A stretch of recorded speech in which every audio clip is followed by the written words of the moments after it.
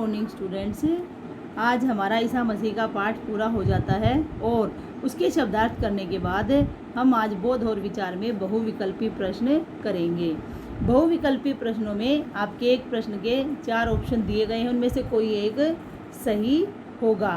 तो पहला प्रश्न देखिए आप, ईसा मसीह का जन्म स्थान कहाँ है। सबसे पहले हमने पाठ में यही पढ़ा था और वहाँ पर आया था कि ईसा मसीह का जन्म स्थान जो है भूमध्य सागर के तट के पास फिलिस्तीन में है। तो यहाँ पर इसका सही और राइट ऑप्शन होगा फिलिस्तीन। दूसरा प्रश्न है आप, ईसा मसीह के पिता का नाम था। तो ईसा मसीह के पिता का सबसे नीचे जो भविष्यवाणी हुई थी वो, और ऊपर जो बात शुरू हुई थी उसमें जोसेफ जो है ईसा मसीह के पिता का नाम आया था। तो यहाँ पर इसका तीसरा ऑप्शन सही होगा आपका जोसेफ। तीसरा प्रश्न है, ईसा ने किस अवस्था में ग्रह त्याग किया। ईसा मसीह ने किस उम्र में अपने ग्रह को या अपने घर को त्याग दिया था। तो हमने इस पाठ में पढ़ा है कि जब वो 30 वर्ष के हो जाते हैं तो वो अपने घर को त्याग कर चले जाते हैं। तो यहाँ पर दूसरा ऑप्शन इसका राइट होगा 30 वर्ष। चौथा प्रश्न है आपका, ईसा मसीह ने किससे दीक्षा ली और उसे गुरु माना। जब वो 30 साल के हो जाते हैं और अपना घर त्याग कर जाते हैं तो जॉर्डन नदी के किनारे जंगल में रहने वाले जॉन नामक महात्मा उनसे मिलते हैं और उसी से वो दीक्षा लेते हैं। तो यहाँ पर पहला ऑप्शन जॉन सही होगा। पांचवा आपका प्रश्न है, इस कितने दिनों के उपवास के फलस्वरूप ईसा को ज्ञान प्राप्त हुआ। तो यहाँ पर आपने अगर पढ़ा हो तो उन्होंने बताया था 30 वर्ष की उम्र में उन्होंने घर को त्याग दिया था और जॉन महात्मा से दीक्षा लेने के बाद 40 दिनों के उपवास का जो उन्होंने ज्ञान प्राप्त करने के लिए किया था। तो यहाँ पर आएगा कितने दिनों के उपवास के फलस्वरूप, 40 दिनों के उपवास के फलस्वरूप ईसा को ज्ञान प्राप्त हुआ था। छठा, ईसा ने अपना पहला उपदेश कहाँ दिया।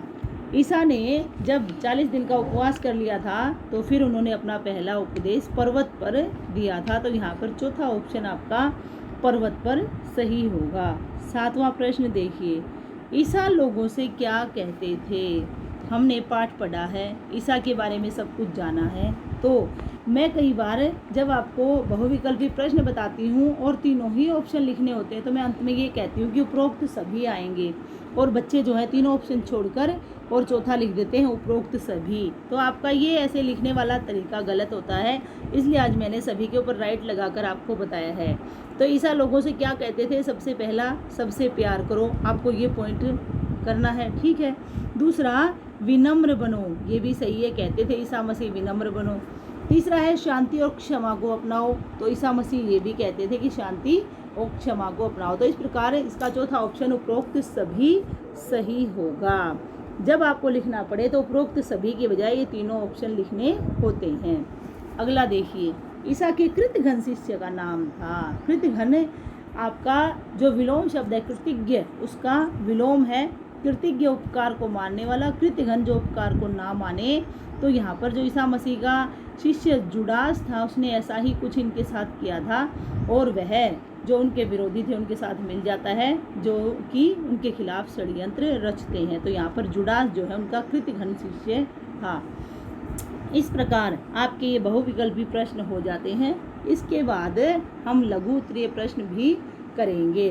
तो लघु उत्तरीय प्रश्नों में हमने पाठ में जो पढ़ा है उसी के अकॉर्डिंग ही हमारे प्रश्न हैं। और तो यहाँ पर आपका पहला प्रश्न जो लघु उत्तरीय बनता है कि जोसेफ बेथलहेम क्यों आया।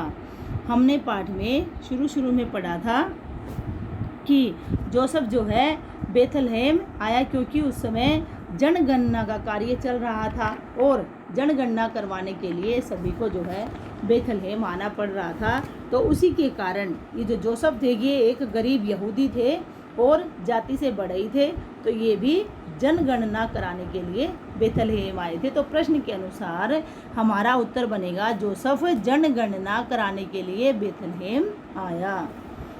अब है आपका दूसरा प्रश्न। दूसरा जो प्रश्न है, ईसा ने जॉन को अपना गुरु क्यों बनाया। हमने अभी बहुविकल्पी प्रश्नों में भी पढ़ा है कि ईसा मसीह के जो गुरु थे वो जॉन थे, जिससे उन्होंने दीक्षा ली थी या जिसको गुरु माना था। तो यहाँ पर ईसा ने जॉन को अपना गुरु क्यों बनाया, प्रश्न यह है। हमने पाठ में पढ़ा था कि 30 वर्ष के होने के बाद जोसेफ ने घर त्याग दिया और फिर ये जो जॉन नामक महात्मा थे, ये बिल्कुल सादा जीवन उच्च विचार रखने वाले महापुरुष थे, इसलिए जॉन ने इनको अपना गुरु बनाया। तो प्रश्न के अनुसार हमारी भाषा बनेगी, ईसा ने जॉन को अपना गुरु इसलिए बनाया क्योंकि वे सादा जीवन बिताने वाले महापुरुष थे। ठीक है बच्चों, अब देखिए तीसरा प्रश्न। तीसरा जो हमारा प्रश्न है वो आएगा आपका, यरूशलेम के शासकों से ईसा मसीह की शिकायत किसने की। तो यरूशलेम के शासकों से ईसा मसीह की शिकायत वहाँ के कुछ यहूदी धर्म गुरुओं ने एक षड्यंत्र रचकर फिर उनके खिलाफ जो है साजिश रची थी और उनकी शिकायत की थी, जिसमें उनका एक शिष्य भी शामिल था। तो इस प्रश्न के अनुसार हमारा उत्तर बनेगा कि यरूशलेम के शासकों से ईसा मसीह की शिकायत कुछ यहूदी धर्म गुरुओं ने षड्यंत्र रच कर की थी। तो इस प्रकार आपको ये 3 प्रश्न जो हैं आज लघु उत्तरीय प्रश्नों में करने हैं और लिखित कार्य आपका यही रहेगा, बहुविकल्पी, और ये 3 प्रश्न आप करेंगे। पुस्तक में निशान लगाने के लिए आप पेंसिल का प्रयोग करें और कार्य साफ सुथरा करें। आपका दिन शुभ हो। धन्यवाद।